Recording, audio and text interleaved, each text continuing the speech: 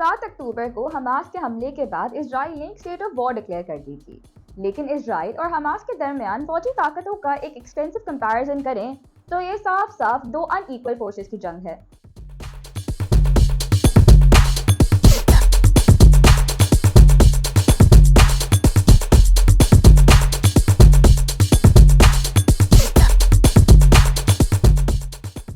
Global fire power index کے مطابق I D F کا شمار دنیا کی طاقتور ترین فوجوں میں آتا ہے۔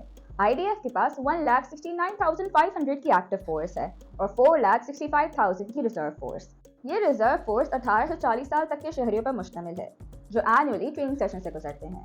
حال ہی میں اسرائیلی اتھارٹیز نے ریزرو فورس میں سے 3,60,000 ریزرویسٹ کو ڈپلوائے کیا ہے۔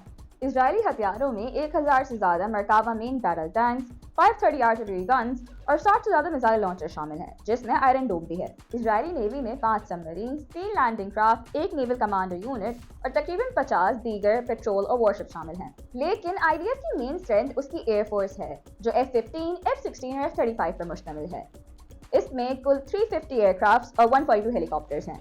دوسری جانب حماس کے ملٹری ونگ عز الدین القسام کی تعداد 30 سے 40 ہزار ہے، جس میں سے 400 اہلکاروں پر نیول کمانڈر یونٹ مشتمل ہے۔ بیسک ہینڈ ہیلڈ ویپنز کے علاوہ حماس کے پاس 10,000 سے زیادہ شارٹ رینج راکٹس ہیں، جس میں ایرانین میڈ فاتح 110 بھی شامل ہے جس کی رینج 185 میل تک ہے۔ اس کے علاوہ Russian made corner plate form اور ایرانین فجر اینٹی ٹینک میزائلز اور ڈرونز کی صلاحیت بھی شامل ہے۔ ہتھیاروں کے ساتھ ساتھ حماس کو غزہ میں زیر زمین 500 کلومیٹر لمبی سرنگوں کا بھی فائدہ حاصل ہے۔ اسرائیل $350 بلین کی امریکن ملٹری ایڈ کے ساتھ ساتھ امریکہ اور جرمنی جیسے ممالک سے ویپن بھی درآمد کرتا رہا ہے۔ اسرائیل ماضی میں حماس، لبنان کی حزب اللہ اور دیگر عرب ممالک کے ساتھ بھی جنگوں میں رہا ہے۔